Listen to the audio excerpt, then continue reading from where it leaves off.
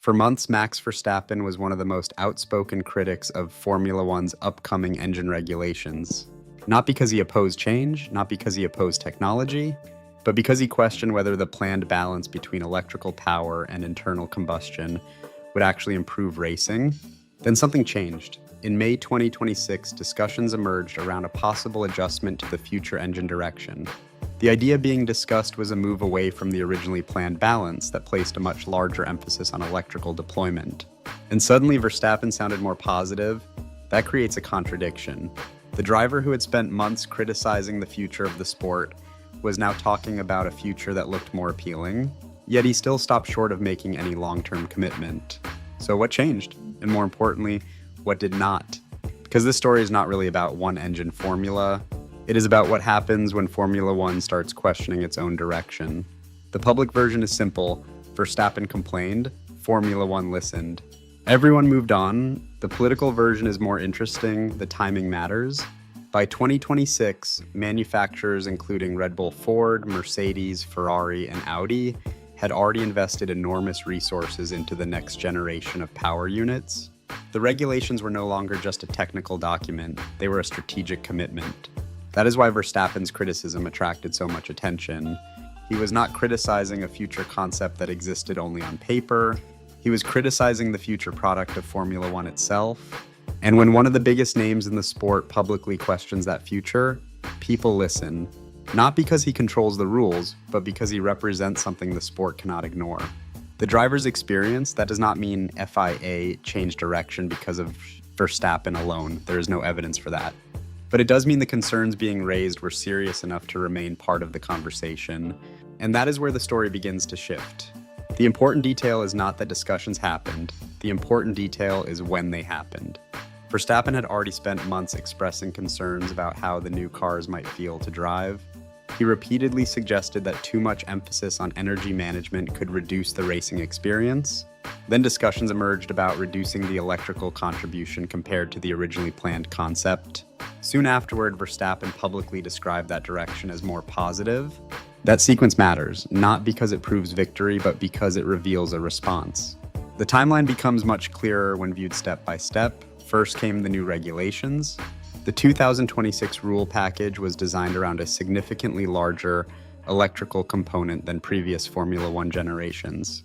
The objective was straightforward: improve efficiency, attract manufacturers, support the sport's long-term sustainability goals. On paper, the concept made sense, but regulations rarely stay on paper.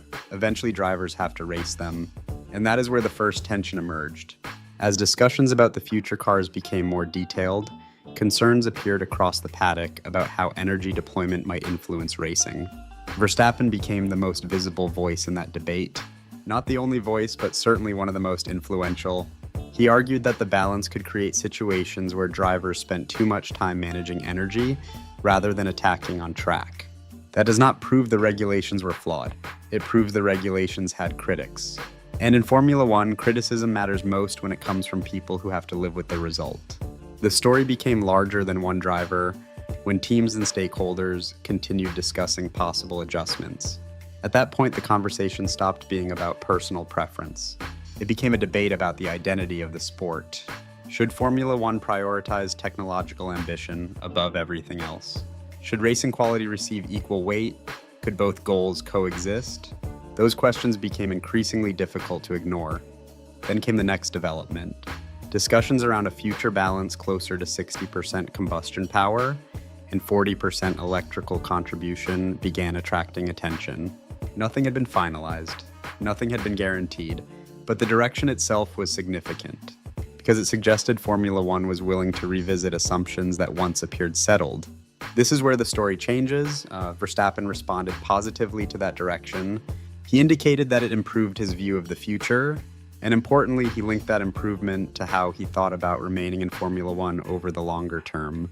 That does not mean he committed his future. It means the conversation had moved, the public disagreement became smaller, the uncertainty did not disappear, and that distinction matters. Because Formula One now finds itself balancing several competing interests at once. Manufacturers want stability, teams want performance, drivers want racing quality, the governing body wants a sustainable future, Those goals often overlap, sometimes they do not. And when they do not, every technical discussion becomes a political discussion as well. By this point, the viewer should notice something important. The biggest development was not a regulation change. The biggest development was a change in tone. A driver who sounded increasingly skeptical now sounded cautiously optimistic, yet the central question remained unanswered. If the proposed direction becomes reality, will it solve the concerns that started this debate in the first place? Or is Formula One only beginning a larger conversation about what its future should feel like? Because while the tone changed, the argument itself never completely disappeared. And that is where the next part of the story becomes even more interesting. At this point, it becomes tempting to treat the entire story as a disagreement between Max Verstappen and a set of regulations. But that explanation is too narrow, because once you step back, a larger pattern begins to appear. The same debate keeps resurfacing in Formula One under different forms. Drivers want freedom, teams want predictability, manufacturers want stability, the sport wants innovation, and those goals do not always point in the same direction. Verstappen is an interesting example because fans often see only the public version. A driver gives an interview, a driver criticizes a regulation, a driver reacts to a proposal. Simple. But from a team's perspective, Verstappen represents something more valuable than an opinion. He represents credibility. 4 world championships change the weight of his words. When Verstappen says a car feels wrong, people may disagree with him. What they usually cannot do is dismiss him. That is one of the consequences of success. Leverage. Fans see a champion expressing frustration. Formula One sees one of its biggest competitive references evaluating the future product of the sport. That detail matters because influence in Formula One is rarely distributed equally. The same criticism sounds different depending on who delivers it. A rookie making the same argument might receive attention, a multiple world champion can shape the conversation itself. That does not mean Verstappen controls the outcome, it means his feedback carries more political weight. And that leads to the second part of the pattern, the FIA discussion itself. On the surface, the proposal looked technical. Percentages, energy deployment, power unit balance, numbers. But technical discussions in Formula One rarely stay technical for long. Every regulation creates winners, every regulation creates trade-offs. Every regulation creates consequences that extend far beyond engineering departments. That is why the reaction mattered. The public version was a possible adjustment to future engine philosophy. The deeper implication was that Formula One appeared willing to continue questioning assumptions that had once looked settled. That does not prove the original direction was wrong, it shows the debate remained active. And once a debate remains active, influence becomes important. Who gets heard? Who gets ignored? Who gets asked to compromise? Who decides when compromise is necessary? Those questions shape Formula One as much as any technical document. Then there's the third piece of the pattern, the manufacturers. Because while much of the attention focused on Verstappen, the manufacturers were carrying a different responsibility. Mercedes, Ferrari, Audi, Red Bull, Ford. Each organization committed enormous resources to the upcoming regulations. Facilities, personnel, research programs, long-term development plans. For them, stability has value. Every major change carries costs. That creates a natural tension. Drivers evaluate the experience. Manufacturers evaluate the investment. Neither perspective is automatically wrong. But they are not always identical. Fans see racing. Manufacturers see strategy. Fans see excitement. Manufacturers see planning cycles measured in years. Fans see a debate. Manufacturers see risk management. And that is where the pattern becomes clearer. The future of Formula One is not determined by one group. It emerges from negotiations between groups with different priorities. Once you see that Verstappen's changing tone looks different, it stops looking like a simple victory and starts looking like part of a longer process, a process where drivers push, teams respond, manufacturers evaluate. Regulators adjust, then everyone repeats the cycle again. The public version is simple. Verstappen criticized the regulations and later became more positive. The political version is more interesting. Formula One may have reached a point where maintaining support for its future direction requires balancing technological goals with the experienced drivers actually want on track. And that brings us to the most important reframing of the entire story. This was never mainly about percentages. It was never mainly about electrical deployment. It was never mainly about one regulation proposal. It was about influence. Think about it this way. A new driver entering Formula One hopes to earn a voice. A world champion already has one. Verstappen is no longer asking to be included in the conversation. He is already part of it. That distinction changes everything about how feedback is received. A useful analogy is this: Verstappen is not asking for a key to the building. He already has a room inside it. The discussion now is about what happens inside that room. Meanwhile, the sport is still trying to decide what kind of building it wants to become. That sounds abstract, but the consequences are practical. Every major regulation affects overtaking. Race strategy, energy deployment, driver workload, manufacturer participation, the experience fans ultimately watch on Sunday. That is why the debate matters, not because one side wins, not because one side loses, because the outcome influences what Formula One will look like several years from now. And there is an uncomfortable implication hidden inside that reality. The more valuable a driver becomes, the more seriously their concerns are treated. Not because of status alone, because they have already demonstrated results. That does not make the system unfair, it makes the hierarchy visible. This is not a conspiracy, it is how Formula One power works. Results create influence, influence shapes conversations, conversations shape decisions, and once you recognize that chain, the entire story begins to look different. Because the real question is no longer whether Verstappen likes the regulations more than he did before. The real question is how much influence top drivers should have when Formula One decides what its future should be. And that question remains unanswered. The strongest way to test any argument is not through opinions, it is through evidence. So before looking at the future, it is worth asking a simple question. What actually changed? The first piece of evidence is performance. Not lap time, not race results, the performance of the debate itself. For months, Verstappen consistently questioned the direction of the upcoming regulations. Then discussions emerged around a future balance that placed less emphasis on electrical deployment than originally planned. After that, his public tone became noticeably more positive. That sequence does not prove cause and effect, but it does establish a timeline, and timelines matter, especially when they show a shift in public position. The second piece of evidence is management. Formula One did not suddenly abandon the 2026 regulations.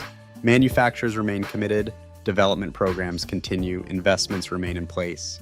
The sport is still moving toward its next generation. What changed was the willingness to discuss alternatives for the future. That distinction is important. The issue was not whether Formula One had a plan.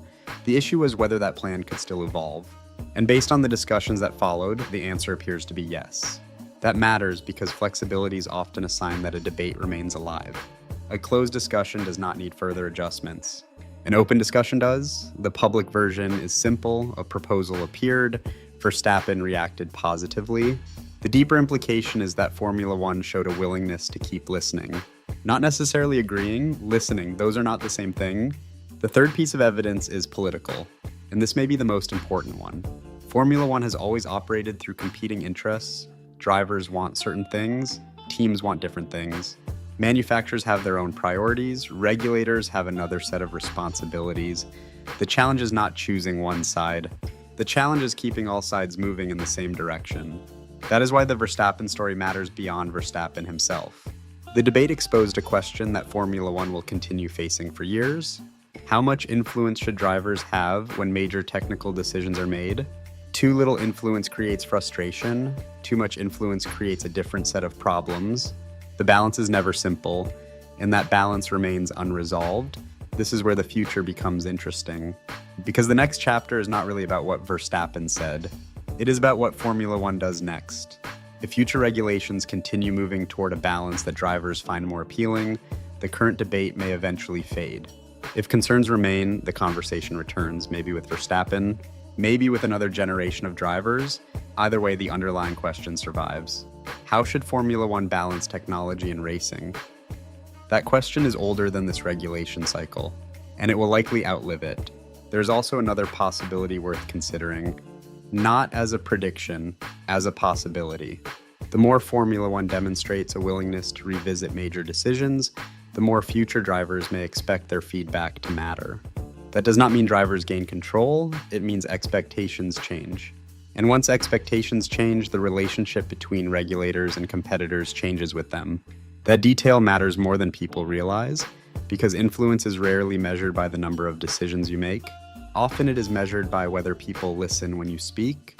Verstappen may not have won every argument, Formula One may not have accepted every criticism, but both sides now appear to be part of the same conversation, and that alone represents a meaningful development.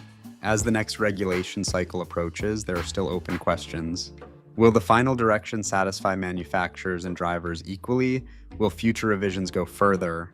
Will the balance between electrical power and combustion power continue to evolve?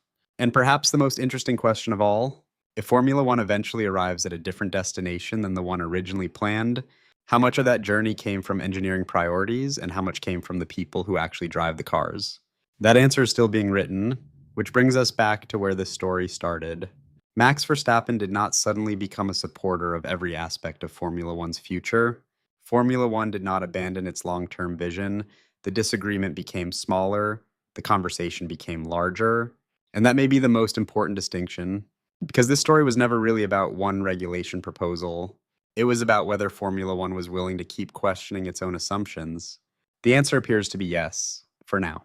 But the debate that created that answer is still ongoing, and until the next generation of Formula One cars actually reaches the track, the final verdict remains open.